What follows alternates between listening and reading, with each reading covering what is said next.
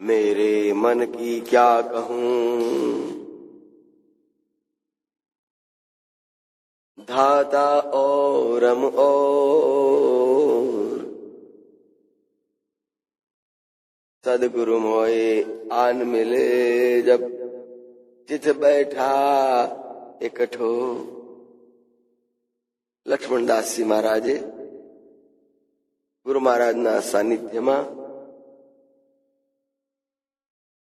આત્મસમર્પણ કરી દીધું, આત્મનિવેદન કરી દીધું. મેરે મન કી ક્યા કહું, મારા મનની હું શી વાત કરું. ધમ પછાડ કરવા વાળું, અશાંત, દુઃખી, ભટકતું, મેરે મન કી ક્યા કહું. આમ આત્મનિવેદન કર્યા પછીથી ગુરુ મહારાજના સાનિધ્યમાં જે સત્સંગ મળ્યો, જે કંઈ ઉપલબ્ધ થયું, એનાથી એમણે અનુભૂતિ કહી દીધી. આપ ભયા જબ આપ કહેતે, આપો આપ ऐसा. ક્યાં કઈ પેલી સ્થિતિ, મેરે મન કી ક્યા કહું, ધાતા ઓરમ ઓર, અને ક્યાં આ સ્થિતિ, આપ ભયા જબ આપ કહેતે, આપો આપ ऐसा. જમીન આકાશનું અંતર આ બે અવસ્થામાં. મન માનતું નથી, મન સ્થિર રહેતું નથી, મન ભટકતું ફરે છે. એ એક દુન્યવી જીવન થઈ ગયું, લૌકિક જીવન થયું. પણ ગુરુ મહારાજના સાનિધ્યમાં યત્સંગા નષ્ટ પાપ યત્સંગમ પ્રાપ્ત શિષ્યા તમદમ સહિતા યોગ માર્ગૈક નિષ્ઠા. લક્ષ્મણદાસજી મહારાજે સ્તુતિ કરી છે કે જેમના સંગથી, જેમના સાનિધ્ય માત્રથી સમદમ સંયમ આવ્યો, ઇન્દ્રિય દમન આવ્યું, અને એના થકી યોગ માર્ગૈક નિષ્ઠા, સાત્વિકતા મળી અને યોગના માર્ગની અંદર નિષ્ઠા થઈ, વિશ્વાસ બેઠો. તો આમ ગુરુ મહારાજ જો આટલી ઊંચી સુંદર ભૂમિકા માટે આવો સત્સંગનો અવસર આપ્યો હોય, લાવો આપ્યો હોય, અને એમાંથી કૃપાપાત્ર હોય, સત્પાત્ર હોય, સુપાત્ર હોય એવા શિષ્યને આપતા પછી મહારાજ ક્યાં કમી રાખે ખરી. આપ્યું કે લ્યો. લક્ષ્મણદાસજીને કહ્યું કે લો, લીધું ખરું, અને અનુભવ પ્રમાણે કહ્યું આપ. હું પોતે થયો. અત્યાર સુધી હું નહોતો. હું દુનિયામાં ભટકવા વાળો હતો, ભૂત જેવો હતો. પણ હવે આત્માનો પરિચય થયો, આત્માની અનુભૂતિ થઈ, એટલે આપ ભયા. હવે હું મારા પોતાના સ્વરૂપને ઓળખીને હું પોતે થયો. હતો તો ખરો જ. આત્માનું અસ્તિત્વ હંમેશા હોય છે. શરીરનું અસ્તિત્વ ગમે ત્યારે નષ્ટ થાય છે. એટલે આપ ભયા, હું હતો જ પણ થયો. આત્મા તરીકે મારું અસ્તિત્વ તો હંમેશને માટે નિરંતર છે જ. પણ આત્માનુભૂતિ કરાવી આપી ગુરુ મહારાજે, ત્યારે આપ ભયા. હું કંઈક મારી જાતને ઓળખી શક્યો, મારી જાતને સમજી શક્યો. તું ઓળખવાલા તા, તું ઓળખ તારી જાત, તને કહું છું વાલા તાત, તું ઓળખ તારી. બસ બીજું કઈ જરૂર નથી. તું તારી પોતાની જાતને ઓળખ. તને કહું છું એવી વાત તું સાંભળ વાલા તાત, તું ઓળખ તારી જાત. તો એ ગુરુ મહારાજ આજ્ઞા કરે કે તારી જાતને પેલા જો. તત્તા તારું આપ તપાસ. તું જો તારી જાતને તપાસ. કોણ છું, ક્યાં છું, ક્યાંથી આવ્યો છું. તો આમ ગુરુ મહારાજ આવા સમર્થ સદગુરુ શિષ્યને જાગૃત કરે અને ઢંઢોળે કે જો જો તું ક્યાં છું, તું કોણ છું, તારી જાતને ઓળખ. આ વાત તને કહું છું. જે સુપાત્ર શિષ્ય હોય શોધી શકે ગુરુ મહારાજના શબ્દે. એટલે એ અનુભવ, એ અનુભૂતિ લક્ષ્મણદાસજી મહારાજે ગુરુ મહારાજના સાનિધ્યમાં નાભીનો ઉદ્ગાર કર્યો, આપ ભયા. બસ હું થઈ ગયો, હવે કશું જ બાકી રહેતું નથી. જેમ કોઈ એન્જિનિયર થઈ જાય, કોઈ ડાક્ટર થઈ જાય, કોઈ પાયલોટ થઈ જાય. હું થઈ ગયો. આનંદ. શું થયો કે અત્યારે તો વિદ્યાર્થી તો સામાન્ય તો, પણ હવે પાયલોટ થયો, એન્જિનિયર થયો, ડોક્ટર. એમ આત્માનું સંધાન કરતા કરતા કરતા કરતા અભ્યાસ કરતા થાય એટલે એ એના મય બની જાય. અભ્યાસ ન તો કૌંતેય વૈરાગ્યેણ ચ ગૃહ્યતે. એને અભ્યાસથી, ત્યાગથી પ્રાપ્ત કરે. તો આપ ભયા જબ આપ કહે છે, હું જ્યારે મારી જાતને પોતાને ઓળખી શક્યો ત્યારે લોકોએ પણ મારો પરિચય એ જ કરી દીધો કે આ તો અંતર્મુખ છે, આ તો વિદેહી છે, આ ભણી ગણીને ડાક્ટર થયો છે, એન્જિનિયર થયો છે. એમ આપ કહે તે બસ પોતાની અંદરથી જ કહેવાય કે હું છું. ત્યાં એપ્લિકેશન કરે તો my qualification pilot, doctor, engineer તરત લખી દે. તો કેમ? આપ કહે તે.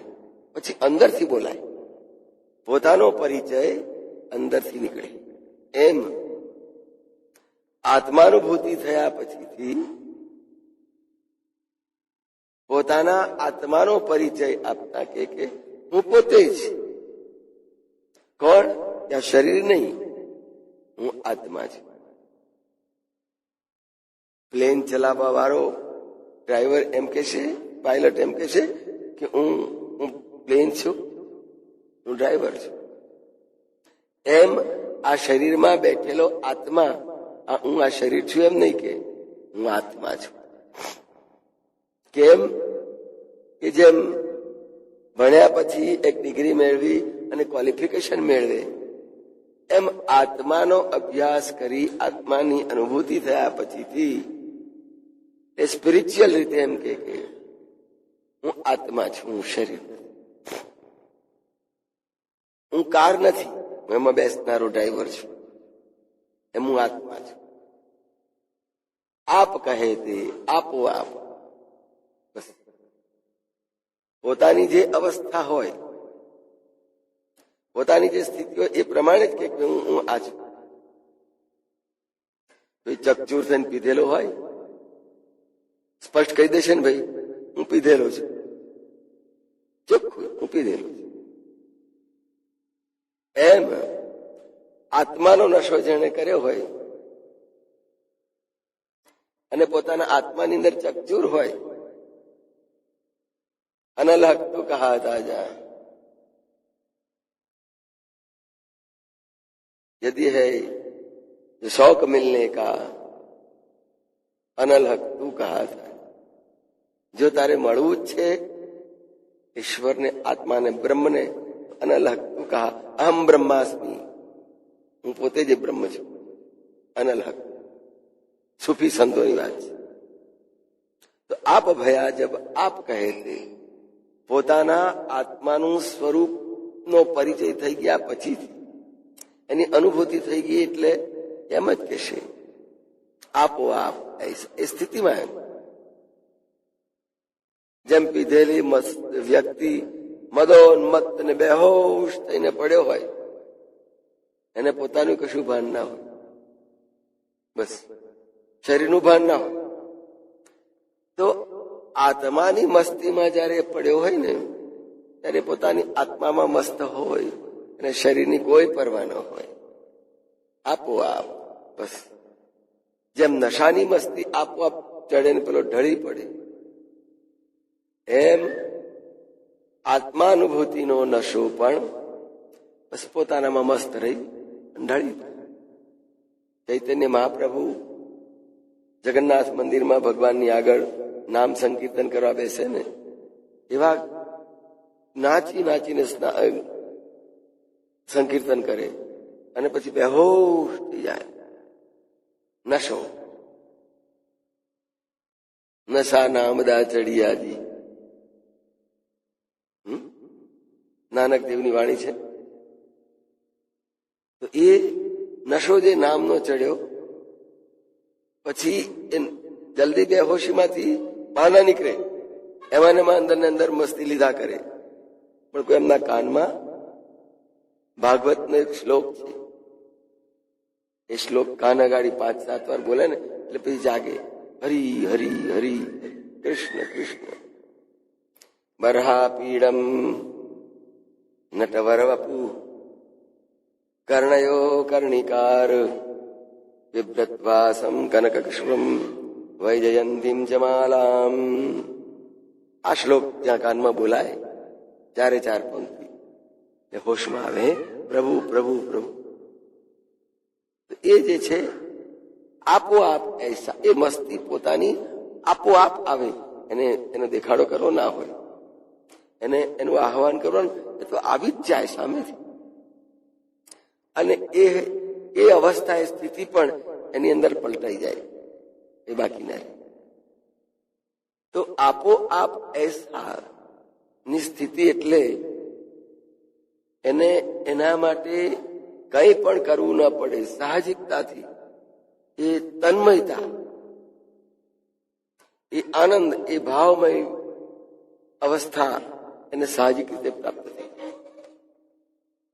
કદાચ કોઈ દુનિયા કહેશે કે આમાં માણસ પાગલ ગાળો થઈ ગયો છે, પણ પોતાની મોજ લેતો હોય, પોતાની મોજ લેતો હોય. દુનિયા એમ કે આ ગાળો થાય, પણ એ કહેતો દુનિયા ગાડી છે. આપોઆપ થાય છે. એક ગાડાઓની હોસ્પિટલ હતી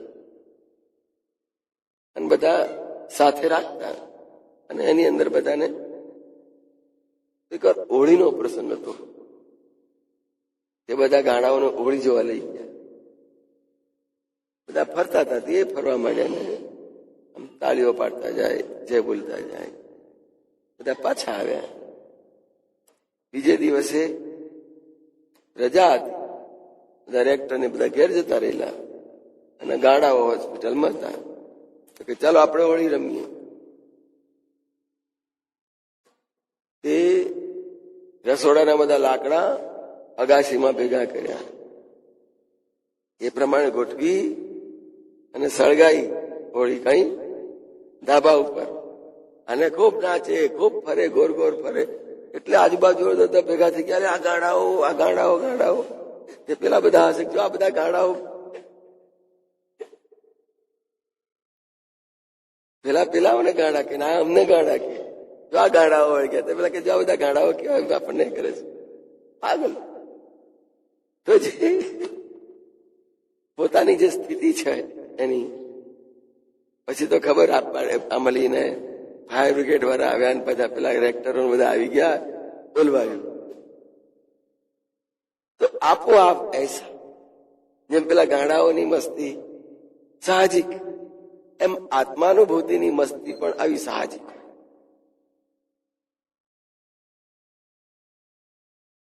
અનલહક તો કહા જા, બસ બસ તો બ્રહ્મ છું, અનલહક. અહમ બ્રહ્માસ્મિ, અહમ બ્રહ્માસ્મિ. તો આપોઆપ એસા હું સ્વયં જ એ પરમાત્મા છે, પરમાત્મા મારામાં છે. અને કદાચ એ રીતે આપણને માનવા માટે તૈયાર ન હોઈએ તો પણ એક વસ્તુ સમજીએ કે સાધક ઉપાસક પોતાની બધી જ વૃત્તિઓ પોતાના આરાધ્યમાં, ઈષ્ટમાં, સદગુરુમાં મૂકી દે, મન એમાં આરોપી દે, બધી જ વૃત્તિઓ એમાં જ હોય અને પોતાના મનોમન આહ્વાન કરે કે હવે ગુરુજી, હે ભગવાન, મારામાં તમે આપ પધારો. તો વૃત્તિઓ એને સોંપી દીધી અને એના સ્વરૂપને આપણામાં લઈ લીધું, તો પણ એક ઓતપ્રોતતા આવી ગઈ. જેમ દૂધને ખાંડમાં નાખી દીધું અને ખાંડને દૂધમાં નાખી દીધું, બંને ઓતપ્રોત થઈ. પછી એ શિષ્ય, એ ભક્ત ભાવમાં આવીને પોતે જ, ભાગવતમાં આવે છે, ગોપીઓ સ્વયં કૃષ્ણ બની ગઈ. દસમ સ્કંદની અંદર રાસમાં ગોપીઓ જે કૃષ્ણ બની, ભાવ આવી ગયો કે પોતાનામાં જ કૃષ્ણ મારામાં જ છે, મારી બધી જ વૃત્તિઓ કૃષ્ણની અંદર જ છે. આપોઆપ એસા, બસ એ સ્વરૂપ, એ સાહજિકતા જીવનની અંદર બાળકોની રમતની માફક એની પાસે આવી જાય. આપોઆપ એસા, આપ આપને મેં મિલ રહે. પોતાના ઈષ્ટમાં, પોતાના આત્માના, પોતાના સ્વરૂપમાં પોતે જ મળી ગયા. પછી બાહ્ય ભાવ કોઈ પણ પ્રકારનો રહે નહીં, માત્ર અંતર્ભાવ થઈ ગયો, આત્મભાવ થઈ ગયો. અને જ્યારે શરીરમાં બેઠા આવીએ છતાંય આત્મભાવ થઈ જાય, ત્યારે શરીર પ્રત્યે એટલું લક્ષ્ય ન રહે જેટલું અત્યારે બાહ્ય ભાવમાં બધું જ લક્ષ્ય આપણા શરીર માટે હોય છે. શરીર માટે જ આપણું મન, લક્ષ્ય બધું ચોટેલું હોય છે. પણ એમાંથી આપણે સાધક તરીકે, ઉપાસક તરીકે અભ્યાસ કરીને અંતર્મુખ થઈ જઈએ અને જ્યારે આત્માનું સંધાન થઈ જાય ત્યારે પોતે આત્મા તો છે જ, આપ ભયા, પણ પછી એમાંથી ફરી આત્માની અનુભૂતિ થઈ અને આત્માની અનુભૂતિ થયા પછીથી એ બાહ્ય ભાવ ભૂલી ગયો, અંદર જ રમવા માંડ્યું. બહારના કોઈ સુખ દુઃખ આદિની એને અસર જ ન થાય. જેમ આપણે એસી રૂમમાં બેસી જઈએ, એસી ઘરમાં બેસી જઈએ, બહારની ધૂળ, બહારની ગરમી, બહારનો કકળાટ, બહારનો અવાજ જરાય અડે તો ભાઈ, એમ આપણે પોતે જ આપણા આત્માના સ્વરૂપની અંદર બેસી જઈએ, અંદર આ એસીમાં. એટલે શરીરના બહારના ભાવો તમને સહેજ પણ સ્પર્શશે નહીં. શરીરનું જે થતું એ થવા દે. એક બે મસ્તરામ બાબા જોયેલા, એક ભાવનગરમાં ને હરિદ્વારમાં હતા, ઋષિકેશમાં. ગમે એટલી ઠંડી ગરમી હોય તો એ ઋષિકેશમાં પથ્થરોની વચ્ચે ગુફા બનાવેલી, એમાં જ પડ્યા રહે. શરીર માટે કોઈ પણ લાગણી નહીં, આવેશ નહીં, આસક્તિ નહીં. કોઈ ખાવા પીવાનું, ઝાડો પેશાબ, એની કશી જ દરકાર નહીં. એની અંદર શરીર રગદોળાય, એ મળમૂત્રની અંદર પોતાની મસ્તી. એનો અમર્ષ નહીં, એનો ક્લેશ કંટાળવો નહીં. બસ પોતે હું શરીર છું જ ક્યાં. જ્યાં પોતાનામાં જ, પોતાના સ્વરૂપની અંદર જ પોતે વિલીન થઈ ગયો, પછી શરીરની આજુબાજુની કોઈ પણ ક્રિયાઓ, કોઈ પણ સુખ દુઃખ, કોઈ પણ આવેગ આવેશ શરીરના એને અંદર સહેજ પણ વિક્ષિપ્ત નહીં કરે. आप भया तब आप कहे थे, आपो आप ऐसा, आप आपन में मिल रहे तब आप भये आप जैसा. કદાચ અઘરું લાગે પણ સમજો એને. ક્યારેક ખૂબ ટેન્શનમાં આવી જાઓ, ખૂબ ટેન્શનમાં આવી જાઓ, ત્યારે તમને કશું ભાન રહે છે? કેવી સુંદર દશા થઈ જાય છે. અચ્છા, ટેન્શનમાં તમે છો, તમારી પરિસ્થિતિ આ થઈ ગઈ છે, પણ આપણી આજુબાજુ વાળા તો વ્યવસ્થિત જ હોય છે. તો એ માનસિક તણાવવાળી સ્થિતિ આવી ક્યાંથી, કેવી રીતે ઊભી થઈ, કોણે ઊભી કરી? આપણે જ ઊભી કરી. એમાં આપણે જ ફસાયા છીએ. એમાં આપણે પોતે જ માનસિક તણાવની અંદર આપણે પોતે જ રમ્યા કરીએ છીએ. બીજો તો દુઃખી નથી. દુઃખી છે તો એ માનસિક તણાવમાં આપણે દુઃખી છીએ. ક્યાંથી આવ્યો માનસિક તણાવ? કોણે ઉભો કર્યો? બરાબર છે. તો એમાં જેમ આપણે આપણા માનસિક તણાવની અંદર આવેશની અંદર આમ ફર્યા જ કરીએ, આમ સુનમૂન થઈને, એવી જ સ્થિતિ આત્માની છે. તમે આત્માની અંદર ઉતરી જાઓ છો, તમે ટેન્શનમાં અંદર ઊંડા ઉતરી જાઓ છો, ભયંકર ત્રાસ, ભયંકર અશાંતિ, દુઃખ ઉભું થાય છે. પણ એવી રીતે જેમ ટેન્શનમાં ઉતરી ગયા એ જ રીતે તમે ઉતરી જાઓ તમારા આત્માની અંદર. ધીરે ધીરે ઉતરો, શીખો, અભ્યાસ કરો. જો ટેન્શનની અંદર ડૂબતા તમને આવડતું હોય તો આત્માની અંદર ડૂબતા તમને આવડવું જોઈએ, પણ એનો અભ્યાસ, એની ટેવ નથી. અને તણાવની અંદર ઉતરવાની કુટેવ પડી ગયેલી છે, એટલે વારે વારે માનસિક અશાંતિઓ ઉભી થઈને એની અંદર આપણે ડૂબતા જ. આપોઆપ એસા, આપણે આપણી જાતે જ માનસિક તણાવ કોઈ કારણ ઉભું કર્યું અને આપણે જ એના જેવા થઈને એમાં ડૂબ્યા. જો કોઈ કારણસર માનસિક તણાવમાં ડૂબતા આવડતું હોય અને એની અંદર દુઃખી થતા આવડતું હોય તો આત્માની અંદર પણ ડૂબકી મારતા આવડવી જોઈએ. અને એમાં એટલી જ તમને શાંતિ મળે, એટલો જ આનંદ મળે. આપ ભયા, તમે તણાવમાં થયા, આપ જૈસા, તણાવવાળા થયા. આપો આપ એસા, તમે તમારી જાતને એવા તમે બનાવી દીધા છે. આપ ભયા જબ આપ કહે તે આપ આપન મેં મિલ રહે, તમે તમારા તણાવની અંદર તમે મળી ગયા. આપો આપ એસા, તમે ટેન્શન વાળા જ બની ગયા.